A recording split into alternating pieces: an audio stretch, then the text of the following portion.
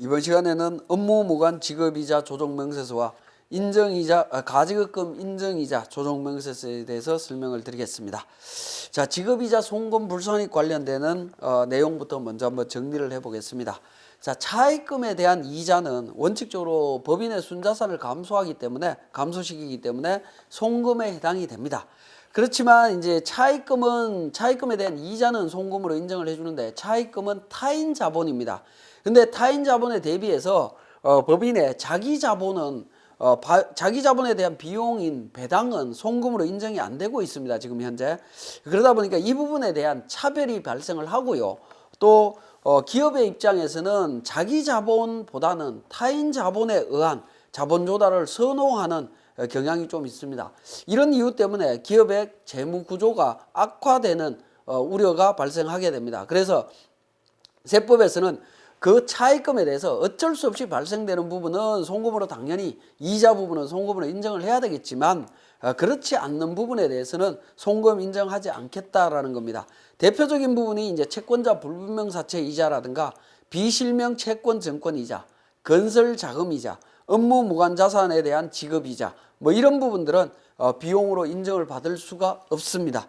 자, 구체적으로 하나씩 보시면 채권자 불분명 사채 이자입니다. 자, 이 부분은 비용으로 인정을 안 해주는데요. 가공채무를 계상하여 소득금을 감소시키는 행위를 방지하고 지하자본 시장을 양성화하기 위한 거다라고 보시면 됩니다. 그래서 어쨌든 이자를 지급을 했다면 채권자가 누군지 구체적으로 밝히지 못한다면 비용으로 인정받기 어렵다라고 보시면 되겠습니다. 왜냐하면 그 채권자가 밝혀져야 상대방은 또 이자 수익이 되죠. 비영업 대금 이자 수익이 되기 때문에 그 비영업 대금 이자 수익에 대해서 상대방의 과세 소득, 과세 문제가 또 발생하는 측면도 있기 때문에 우리가 그걸 밝히지 못한다면 인정받을 수가 없습니다. 자, 마찬가지로 수령자 불분명 채권 증권 이자 할인액도 마찬가지가 되겠습니다. 채권 증권을 발행한 법인이 직접 지급하는 경우로서 그 지급 사실이 객관적으로 인정되지 않으면 이자나 할인액에 대해서는 송금으로 인정받을 길이 없습니다. 자, 건설자금 이자와 관련되는 부분은 뒤쪽에서 설명드리려고 하고요. 네 번째로 업무 무관 자산 등에 대한 지급이자 송금 불산입이 되겠습니다. 자, 법인이 업무와 관련 없는 부동산이나 가지급금, 동산을 보유하고 있을 경우에는 보유하고 있으면 법인이 지급한 이자 부분에 대해서는 일정 금액을 비용으로 인정해 주지 않습니다. 자, 이 부분은 왜 그러냐면 업무와 관련 없는 자산들을 보유하는데 차입금이 있다라고 하는 부분은 좀 잘못된 선택이다라고 보는 개념으로 이해를 하시면 됩니다. 업무와 관련 없는 자산은 최대한 빨리 처분해서 부채, 차입금을 빨리 갚아라라는 겁니다. 그걸 갚지 않는다면 지급이자는 비용으로 인정받을 수 없다. 뭐 그런 의미로 이해를 하시면 됩니다. 그래서 업무 무관 자산, 업무와 관련 없는 부동산을 처분해서 차입금을 갖게 되면 재무구조가 개선되는 효과가 있겠죠. 법적으로 재무구조 개선 효과를 가져오기 위한 겁니다. 그래서 실무적으로 업무와 관련 없는 자산이라고 했을 때 부동산, 가지급금, 동산인데 대부분의 이제 가지급금에 대한 문제가 많이 발생을 합니다. 규제 자산에 대한 범위를 간략하게 제가 요약을 해놨습니다. 부동산 취득 후에 부동산의 업무에 직접 사용하지 않는 부동산, 그 다음에 유예기간 중에 당해 법인의 업무에 직접 사용하지 아니하고 양도하는 부동산은 업무 무관 자산으로 인정을 합니다. 자, 동산은 서화나 골동품, 업무에 직접 사용하지 않는 자동차, 선박, 항공기 뭐 이런 부분들이 되겠네요. 자, 가지급금, 특수관계에 있는 자에게 업무와 관련 없이 지급한 가지급금 등으로서 가지급금 인정이자 조정명세서상의 가지급금과 동일하다라고 보시면 되겠습니다. 자, 실무적으로 지급이자 송금불산익 규정을 적용할 때 보면 많은 회사들이 가지급금 때문에 지급이자 부분을 일정 부분 송금불산입되는 경우들이 많이 있습니다. 그래서 좀 주의를 하실 필요가 있고요. 자, 다음번에 송금불산입 대상 지급이자 범위가 나옵니다. 자, 지급이자는 이미 우리가 채권자 불분명 사채 이자나 수령자 불분명 채권 증권 이자 할인액, 건설 자금 이자는 세무조정을 통해서 이미 송금 불산입을 시켰기 때문에 업무 무관 자산 등에 대한 지급이자 송금불산입 규정을 적용할 때는 제외를 합니다. 제외를 하고요. 즉 선순위 지급이자 부분은 제외를 합니다. 자, 송금불산입 대상인 지급이자 범위를 한번 보시면 미지급이자도 포함이 됩니다. 그 다음에 4차 할인 발행 차금 상각액, 융통음 할인액, 금융리스료에 포함된 지급이자, 전환사채 지급이자, 수출 금융 명목의 지급이자, 재고자산에 대한 건설자금이자 뭐 이런 부분들은 전부 다 포함한다라고 보시면 되겠습니다. 여기서 융통음이라고 되어 있는 부분은 어떤 부분이냐 하는 부분인데 일반적으로 재화나 용역을 제공하고 주고받는 음은 상업음이라고 이야기를 하고요. 그때 발생되는 상업음 할인료는 매출채권 처분 손실로 처리되고 지급이자 송금불산입 규정을 적용하지 않습니다. 하지만 융통음은 재화나 용역의 공급이 없이 이루어지는 일종의 간단하게 말씀드리면 차용증의 개념이라고 보시면 됩니다. 차용증의 개념으로 되어 있는 부분들은 지급이자가 있으면 비용으로 일정 금액을 비용 인정받을 수 없는 대상이다라고 보시면 되겠습니다. 자, 그렇게 이해를 하시고 송금불산입 제외 대상 지급이자가 있습니다. 선급이자 미리 준 것은 제외해야 되겠죠. 그 다음에 중요한 거 기업 구매자금 대출이자. 기업 구매자금 대출이자는 지급이자 송금불산입 규정을 적용하지 않습니다. 상업음 할인료도 적용하지 않습니다. 지급 보증 수수료, 현재가치 할인 차금 상각액, 연지급 수입이자, 운용 리스 조건의 리스료의 지급이자, 유산스 이자나 DA 이자 뭐 이런 부분들은 송금불산입 규정을 적용하지 않습니다. 특히나 주의하셔야 되는 부분은 기업 구매자금 대출 이자는 적용되지 않는다라는 거 반드시 좀 기억하시고요. 자, 이렇게 이제 구분을 하시려면 여러분들은 거래처로부터 또는 회사의 지급이자 지급 내용에 대해서 구체적인 내용을 구분을 하실 수 있어야 되겠죠. 여기에 나와 있는 것대로 구분하셔서 정리를 해주시면 되겠습니다. 자, 총 차입금의 적수는 당해 연도에 발생한 지급이자 할인료를 부담하는 모든 부채로서 매일 잔액에 의한 적수로 계산합니다. 적수로 계산하는데 차입금에 대한 부분에 대한 적수는 간편법으로 이자율별 지급이자 곱하기 연이자율분의 365일 또는 366일로 계산해서 적수를 계산할 수 있도록 하고 있습니다. 자, 가지급금 인정이자 조정명세서에 대한 설명을 잠깐 드리겠습니다. 자, 가지급금의 범위는 명칭여하에 불구하고 당해 법인의 업무와 관련 없는 자금의 대여액이다라고 말씀을 드렸습니다. 제가 이 부분 이 교육 시작하면서 개정과목 및 적요 등록 쪽에서 가지급금 부분을 설명을 드렸을 겁니다. 가지급금은 기업회계상에서는 임시계정이었고요. 세법상에서는 대여금이다라고 말씀을 드렸습니다. 세법상의 대여금 개정 과목을 사용하고자 한다면 기업회계상의 개정 과목을 성격 부여를 통해서 설정을 할 수 있다라는 부분까지 설명드린 부분이 있습니다. 자, 그러한 법인세법상의 가지급금이 있다라고 하면 거기에 대해서 인정이자를 계산하겠다라는 겁니다. 자, 이 부분 잠깐 설명을 드리면, 자, 회사는, 자, 법인이 보유하고 있는 자금을 외부로 대여를 하게 되면, 대여, 즉 가지급이죠. 가지급을 하게 되면 돈을 빌려주게 되면 임차인으로부터 이자를 받게 됩니다. 기본적으로 이자 수익이 발생하는 게 일반적이다라는 거죠. 이자 수익을 계산해야 됩니다. 계산해야 되는데, 자, 대여 받아가는 사람이 누구냐 하는 거죠. 특수관계자다. 특수관계자. 즉 예를 들어서 뭐 대주주다라고 가정을 하죠. 대주주가 돈을 빌려가게 되면 이 이자 수익을 받을 수 있겠느냐 하는 부분입니다. 또 받는다 하더라도 이자율을 적정하게 책정할 수 있겠느냐 하는 부분입니다. 적정하게 책정을 못할 수 있기 때문에 이 부분에 대해서 세법에서 강제하고 있다라는 겁니다. 일정 수준의 이자 수익을 받아야만이 인정을 받을 수가 있습니다. 자, 이렇게 되고요. 자, 회사에서는 자금을 차입을 할 수도 있죠. 차입을 하게 되면 회사에서는 이자를 지급하게 됩니다. 이자를 지급하게 되는데, 자, 이게 기본적인 루트가 될 겁니다.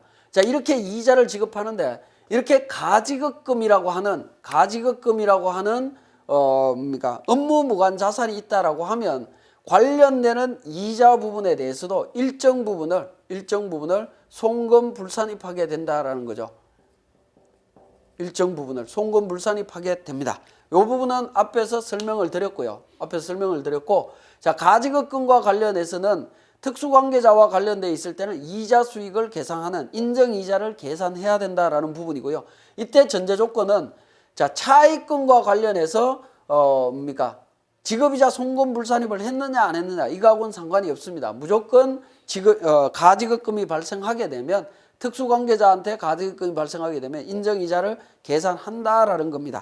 자, 우리 교재에 가지급금으로 보지 않는 것들이 있습니다. 가지급금에서 제외되는 부분들, 사용인의 미지급 소득에 대한 소득세 대납액이라든가 내국법인이 국외투자법인에 종사하거나 종사할 자에게 여비, 급료, 기타 비용을 대신 부담하는 금액, 사용인에 대한 급료의 가불금, 경조사비 대여액이나 뭐 이런 부분들, 그 다음에 사용인의 학자금 대여액 이런 부분들은 가지급금에서 제외하도록 되어 있습니다.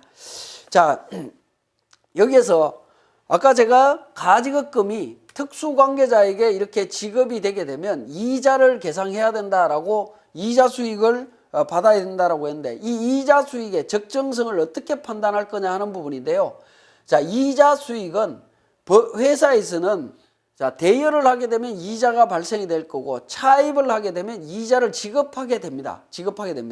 그런데 예를 들어서 차입할 때 들어간 이자율하고 빌려줄 때 받는 이자율하고 비교해서 판단해 보겠다라는 부분입니다.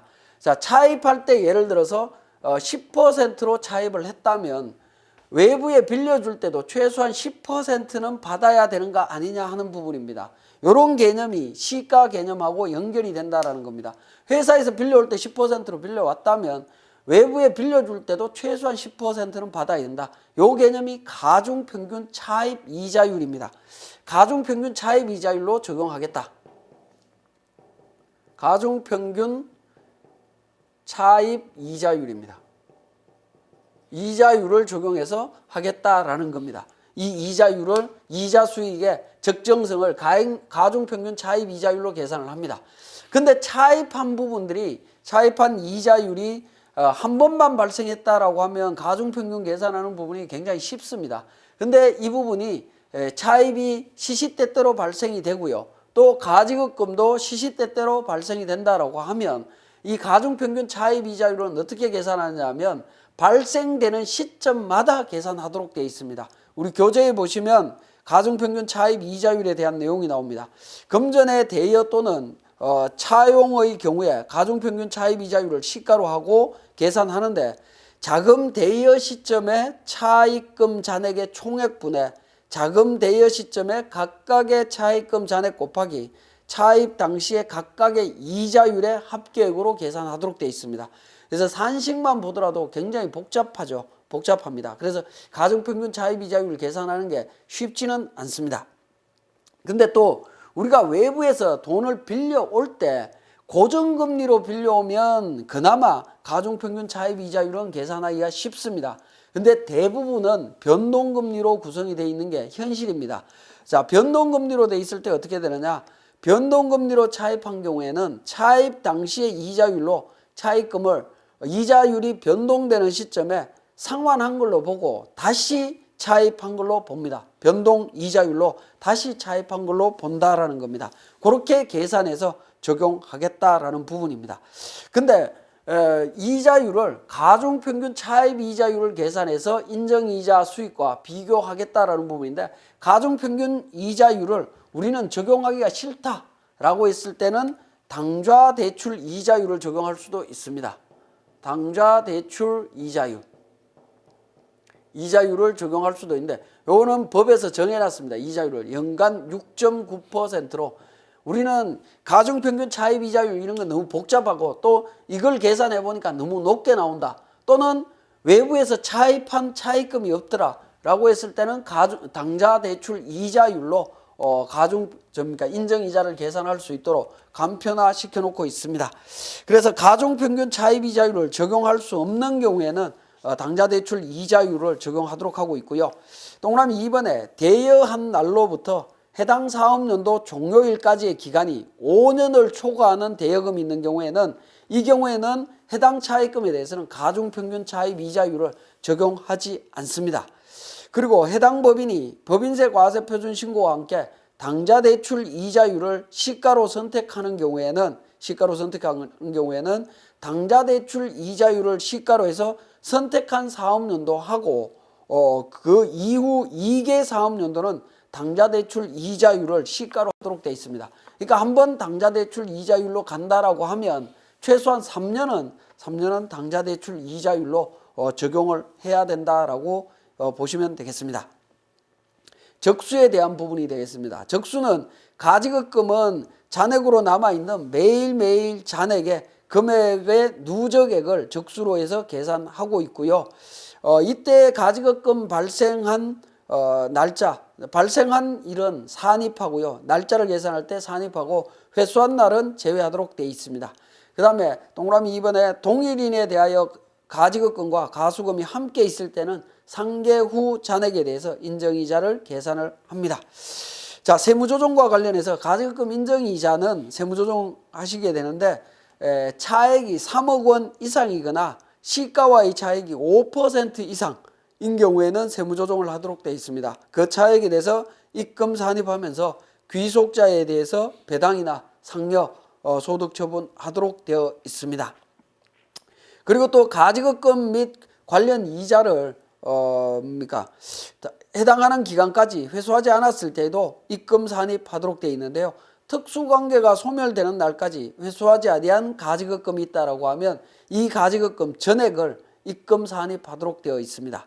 그리고 나번에 특수관계가 소멸되지 아니한 경우로서 가지급금 이자를 이자 발생일이 속하는 사업연도 종료일로부터 1년이 되는 날까지 회수하지 아니한 이자가 있다면 그 이자 금액도 입금 산입하도록 하고 있습니다.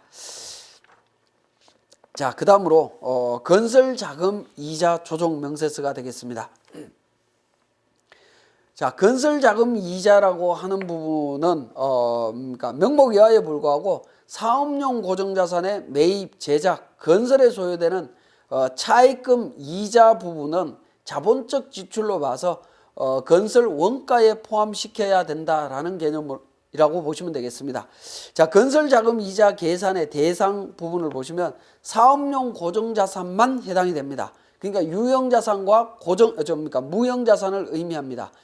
자, 우리가 일반적으로 매매 목적용으로 하는 주택이나 상가, 아파트 등의 건설과 관련되는 경우에는 주택, 상가, 아파트는 재고자산에 해당이 됩니다. 재고자산에 해당이 되는 부분은 법인세법상의 건설자금이자를 계상할 수 없습니다. 발생한 연도에 바로 송금으로 인정한다라는 겁니다. 요거는 기업회계하고 약간 차이가 있습니다. 좀 주의를 해주시고요. 자, 건설자금이자로 계상해야 되는 부분은 두 가지로 구분하는데요. 특정 차입금과 일반 차입금으로 구분할 수 있습니다. 특정 차입금이라고 하는 부분은 사업용 고정자산의 매입, 제작, 건설에 소요된 것을 확인할 수 있는 차입금입니다. 그러한 차입금은 반드시 자본적 지출로 원가에 포함시켜야 한다라는 겁니다. 요거는 강제사항입니다. 강제사항.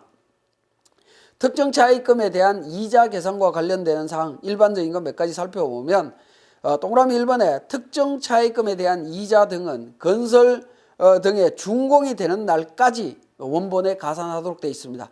준공된 이후에 발생되는 이자는 당연히 송금 항목으로 송금 산입하시면 됩니다. 그 다음에 특정 차입금의 일부를 운용자금으로 전용한 경우에는 이 부분도 바로 송금으로 인정받을 수 있습니다. 그 다음에 특정 차입금의 연체로 인하여 생긴 이자를 원본에 가산하는 경우에는 그 가산하는 금액은 자본적 지출로 처리하시면 되겠습니다. 그리고 특정 차입금 중에 해당 건설 등이 준공된 후에 남은 차입금 이자는 각 사업연도에 송금 산입한다라고 제가 말씀을 드렸고요. 자, 특정 차입금에 대한 지급이자 계산 기간은 전부 목적물이 전부 준공된 날까지만 계산하시면 되겠습니다. 자, 그 다음에 네 번째, 일반 차입금에 대한 이자에 대한 세무 조정이 되겠습니다. 일반 차입금에 대해서는 사실은 이 차입금이 건설과 사업용 고정자산의 매입, 제작, 건설에 해당되는 차입금인지가 명확하지가 않습니다. 명확하지는 않지만 어느 정도 영향은 미치고 있다라고 볼 수가 있겠죠. 그래서 일반 차입금에 대해서는 복잡한 산식을 통해서 이자를 계산하도록 되어 있고요. 그 이자 금액을 그 자산에 고정자산의 원가에 포함시킬 수 있도록 포함시킬 수 있도록 하고 있습니다. 이 부분은 선택 사항입니다. 강제 사항이 아니고 선택 사항이기 때문에 회사에서는 알아서 판단하시면 될 것 같습니다. 자, 세무조정 사항을 보면 건설자금이자를 과다 계산한 경우에 어떻게 되느냐? 자, 이자 비용을 너무 많이 원가에 포함시켰다라는 거죠. 감가상각 자산인 경우에는 송금 산입 유보해서 송금으로 인정해 주시면 되겠고요. 비상각 자산일 때도 송금 산입 유보로 처분해 주시면 되겠습니다. 건설자금이자를 과소 계산한 경우에는 어떻게 되느냐는 부분인데, 이 경우에 감가상각 자산일 때는 건설 중이다, 아직 건설이 진행 중에 있다면 송금 불산입 유보로 처리하시면 되겠고, 당해 연도에 건설이 완성됐다라고 하면 그 금액만큼은 즉시 상각 의제 금액으로 봅니다. 즉 감가상각비로 봐서 시부인 계산한다라고 보시면 되겠네요. 자, 비상각 자산인 경우에는 송금 불산입 유보로 처리하시면 되겠습니다. 자, 지금까지 설명드린 내용을 바탕으로 해서 세무사랑2 운영 방법을 살펴보도록 하겠습니다.